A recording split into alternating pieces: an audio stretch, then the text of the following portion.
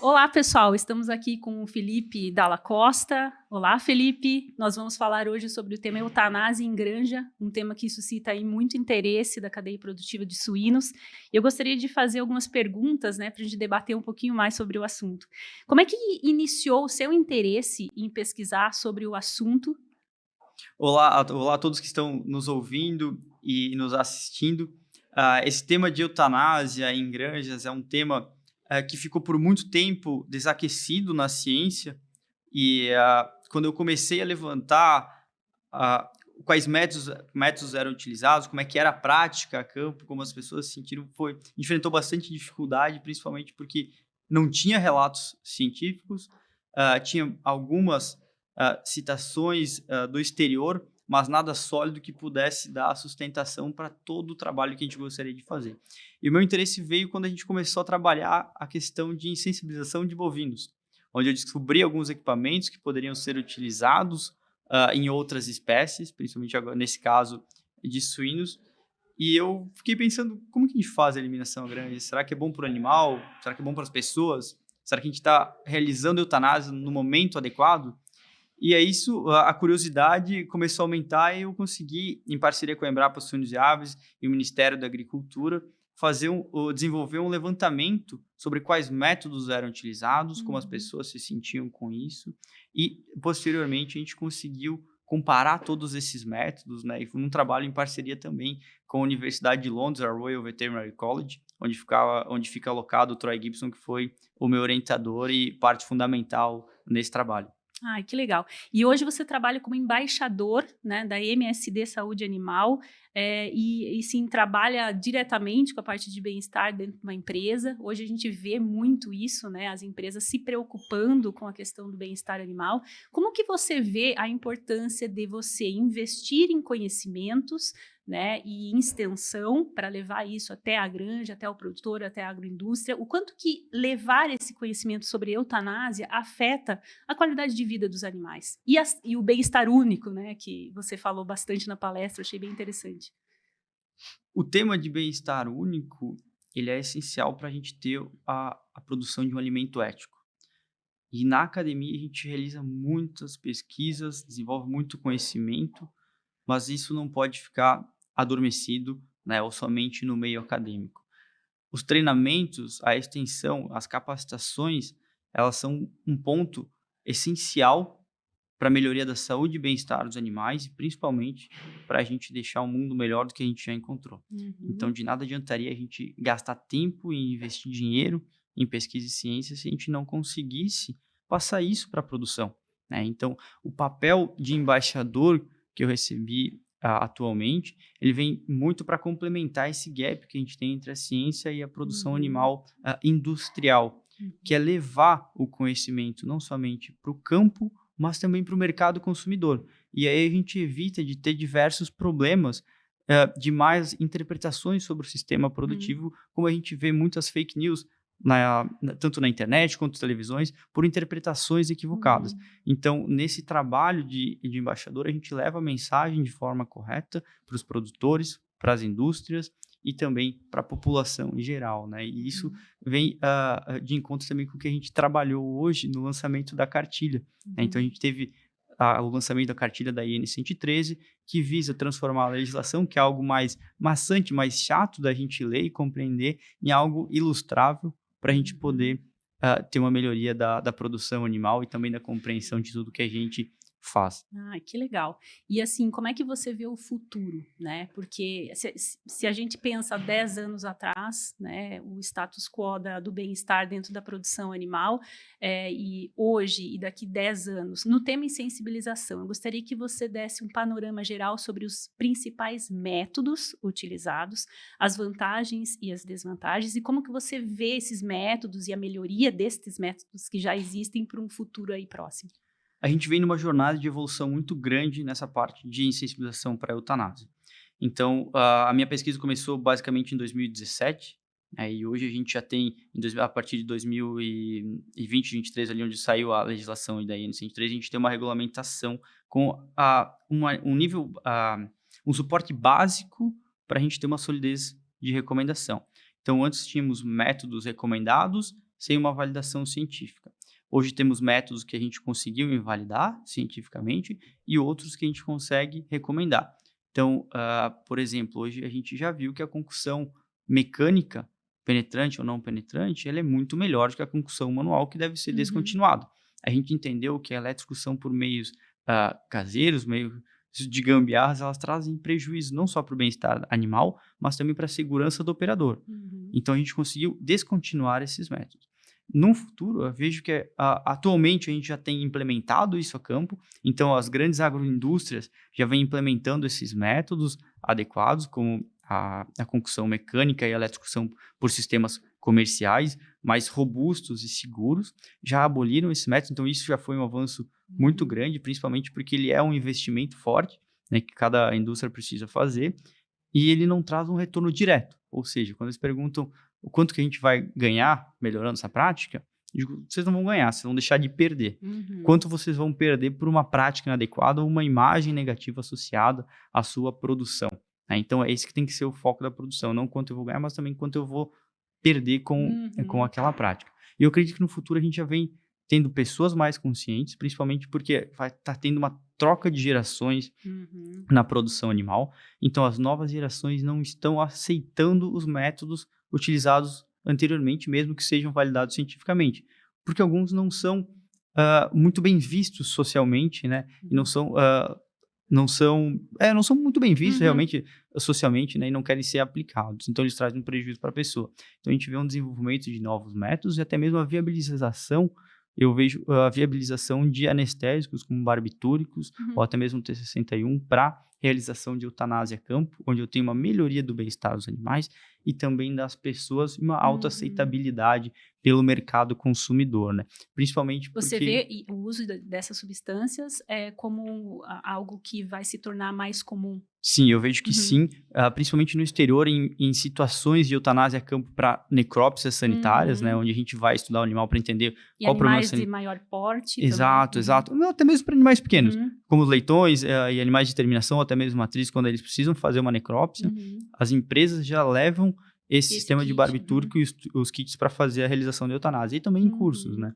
Então, assim, já tem esse movimento suave no exterior, e acredito que ele possa ser implementado na prática, principalmente se a gente buscar uma viabilidade econômica associado à viabilidade do bem-estar das pessoas.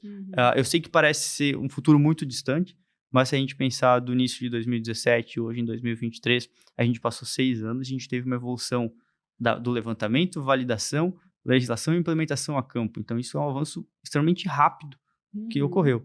E agora é uma outra pernada nessa jornada que a gente está buscando para melhorar. Que bacana, né, Felipe? É muito legal, eu estive pensando hoje durante a sua palestra, a gente vê um simpósio, né, como esse que está acontecendo aqui em Chapecó, que tradicionalmente traz os atores da cadeia produtiva em peso aqui para Chapecó, trazendo o tema de bem-estar de forma tão forte, tão profunda, né, como a sua palestra hoje mostrou.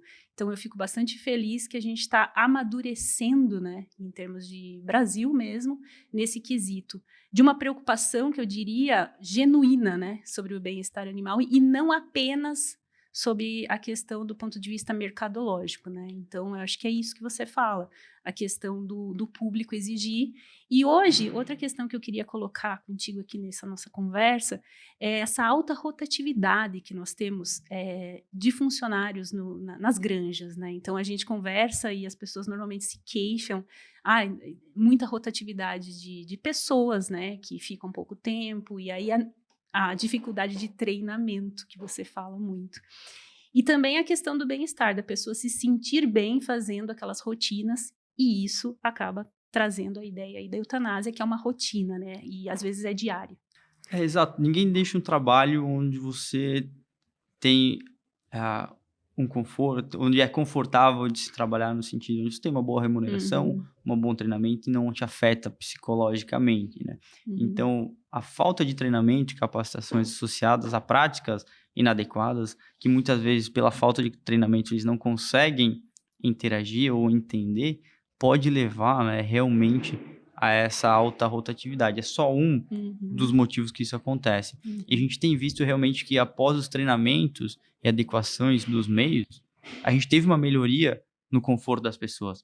E o interessante é saber que, independente da prática e do gênero da pessoa, ela pode se sentir mal com algo.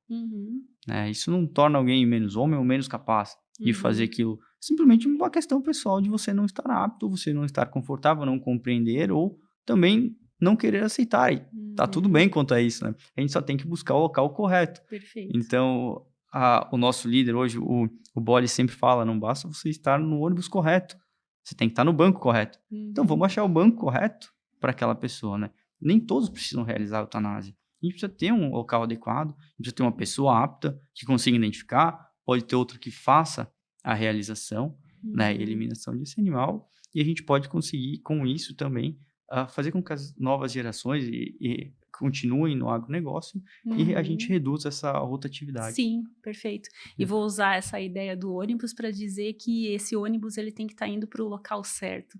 E eu acho que o local certo aí no futuro é realmente você ter uma convergência entre o conhecimento que se produz, né, pesquisa e a aplicação. E isso não gera apenas uma melhoria no desempenho, mas também uma melhoria na qualidade de vida, né, dos animais humanos e não humanos. Exato, e como tu comentou, é excelente a gente ver o tema de bem-estar animal, que é um dos maiores simpósios da suinocultura, porque se a gente pegar na época do meu pai, né, que a gente conversou com ele antes, muito quando ele começou a trabalhar com bem-estar animal nos anos 2000, por volta disso, claro que bem-estar animal era só uma tendência, era uma onda, que isso não ia acontecer, que não ia para ficar.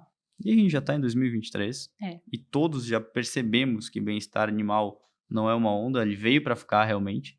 Né? Bem-estar não é custo, bem-estar é lucratividade. Né? Bem-estar é uma nova forma de se produzir, garantindo realmente uma alta produtividade, com a melhoria na saúde e bem-estar dos animais e também a questão das pessoas. Só que para isso a gente precisa estar consciente que todos nós temos o foco na produção de alimento e não na produção do animal. Onde a gente realmente está focado no campo. E a gente pode ver isso em diversas situações, né, principalmente nessa de eutanásia, onde a gente fica segurando um animal muitas vezes, com a expectativa que ele recupere, mas enquanto isso ele está funcionando como um reservatório de doenças, está consumindo ração, está consumindo água e não vai se transformar em alimento, ou por uma caquexia, ou por uma mortalidade no final. Isso torna também um sistema não sustentável, porque ele consumiu o recurso natural de água, de alimento, né, de ração, consumiu espaço e ele não foi transformado em alimento. E esse até é um ponto interessante que a gente vê muitas comunicações, quando a gente fala de um alimento ético e sustentável, que falam assim, a nossa produção de animal é sustentável. Mas ninguém quer saber da produção animal, a gente quer saber da produção de alimentos. Porque se eu produzo no campo e ele não transforma alimento, ele não é sustentável. Não preciso saber quantas toneladas de carbono eu emito por animal produzido, mas sim por quilo produzido. E aí o bem-estar animal vem nisso. Se eu melhoro o bem-estar dos animais, eu reduzo hematoma, eu reduzo mortalidade, eu melhoro a saúde dos animais, eu reduzo também essa questão de morbidade e redução de ganho de peso, e eu produzo mais alimento com menos emissão de carbono. Né? Então, esse é uma forma geral de como a gente pode ver a atuação do bem-estar único junto com a sustentabilidade. Felipe, vocês fazem treinamento de pessoas para a adoção dos métodos que já foram, né, estudados e são validados. Existe algum protocolo que faz parte desse treinamento para essa decisão sobre o animal ser descartado ou não? Existe um protocolo, uma orientação nesse sentido da decisão? A gente trabalha dentro do programa Criando Conexões, que é o nosso programa de bem-estar animal, né? Quando a gente visa sempre criar conexões positivas entre o homem e o animal. E a gente desenvolveu a parte de monogástricos nos últimos 2 anos, totalmente focada e embasada na ciência. Então, nada ali saiu realmente da cabeça de alguém, ou alguém pensou que era legal, a gente buscou essa validação. Para a questão da árvore de decisão da eutanásia, ela ainda precisa de alguns ajustes e ela precisa ser personalizada de acordo com cada produção, para entender até onde cada um aceita ter uma perda econômica. Tá? Assim, há árvores de decisões que a gente tem em livros, validadas na ciência e recomendadas. Uhum. Então, tudo isso vai depender também, e ela vai depender também de quanto cada um aceita perder. Uhum. Então, o ponto principal é ainda a gente ter um local adequado, ter um método adequado, ter pessoas capacitadas para atuar. Após isso, a gente começa a trabalhar em quando que eu vou fazer. Uhum. Até Seria quando que eu vou ajuste aceitar. fino. Um ajuste mais fino, realmente. E a gente tem realmente protocolos, depois a gente pode até compartilhar isso para cada um entender, né, o seu nível e desenvolver. E dentro desses programas de capacitações de bem-estar animal, a gente, quando eu desenvolvi ele, é um negócio que eu realmente não gosto, é de pegar um pacote pronto, como muitos vão para o exterior, pegam um pacote pronto e tentam implementar no Brasil. Eu acho que isso é horrível. É como se fosse aquela criança que pega um quadradinho, tenta encaixar numa bola e tenta forçar até que ela entra. Eu acho que isso não funciona e a gente vê isso muito na prática. Então, desenvolvi tudo de acordo com a realidade brasileira e com as pesquisas que a gente tem aqui. Tá? Essas árvores de decisões que a gente tem, elas são árvores de decisões que vieram do exterior, principalmente da Organização dos Veterinários da América do Norte, né? dos Estados Unidos. E a gente adequa ela porque a gente tem aqui, mas ainda ela precisa ser mais lapidada e personalizada de acordo com cada uma das produções. Perfeito, adorei a nossa conversa, te agradeço novamente, tá? Que bom, E prof. sucesso na tua trajetória aí. Muito obrigado, sucesso para nós e parabéns pelo seu trabalho que está aí diariamente lutando para a melhoria da educação e formação de novas pessoas que são o nosso futuro, para contribuindo sempre, né, para a formação de um mundo melhor, tendo sempre um novo horizonte mais saudável e mais equilibrado em todo o planeta. Muito bem, obrigada. Obrigado.